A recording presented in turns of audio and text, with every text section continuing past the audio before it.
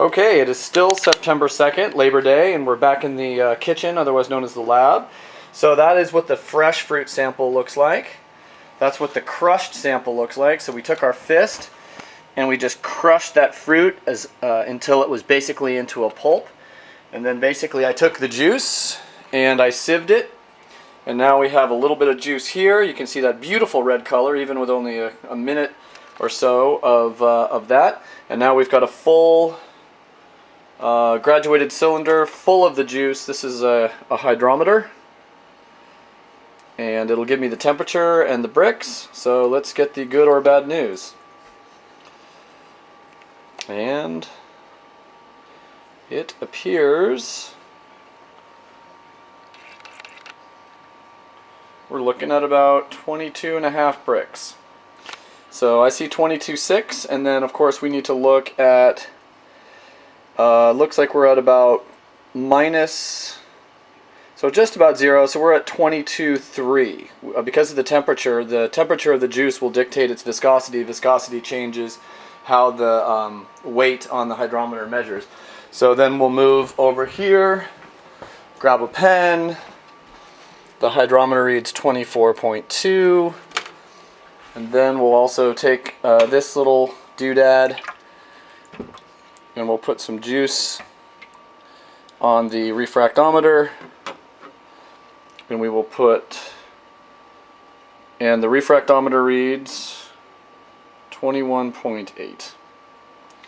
So we will write 21.8 on the refractometer, and then I've put this little juice over to the side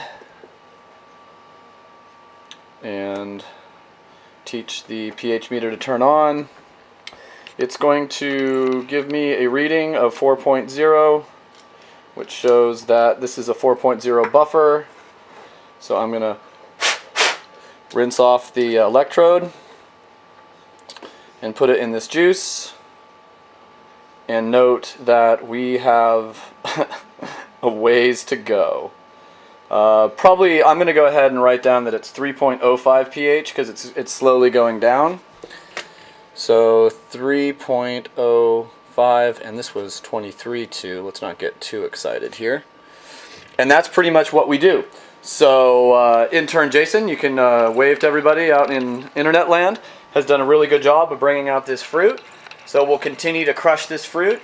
Check the other numbers. We have one bucket of Pomard, one bucket of 115 from the lower side of the vineyard, and over here we have another beautiful bucket of gorgeous Clos Pepe Estate Pinot Noir from the other 115 up on the hill. I expect these are going to be just a little bit riper, but the pH lets me know that we have quite a ways to go. Probably at least 2 weeks in the section we started. I'm expecting to see slightly higher numbers in these. So that's pretty much the process of the way that we test our grape juice here, and you can see that the juice is nice and cool, and still looks like about 22.5, 22.6, and at 22.5 with slightly cool juice again, we look at the temperature, and that temperature will tell us that we take about -1 off. So what if we do get a difference in the refractometer and the hydrometer? We kind of choose something right in the middle. So the final Brix for me will be about 22.6, 22.7 is the way that I'll put it in an email to all of our producers to let them know what's going on. So that's pretty much what we're doing on Labor Day, and hope you learned something. And what we're looking for ourselves is probably somewhere about 24 Brix to start our harvest, and about 25 to 25.5 to end our harvest.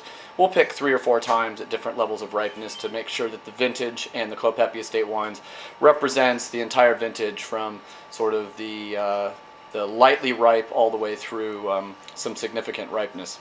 Our final goal for alcohol levels is probably around 14%, and our final goal for pH is pick about 3.35 and to finish the wine at about 3.5. At about 7 grams of acid, which is quite structured and wonderful. So that's pretty much what we're doing. Hope you enjoyed yourself. If you have questions, please ask, and we'll see you next Monday. Thanks.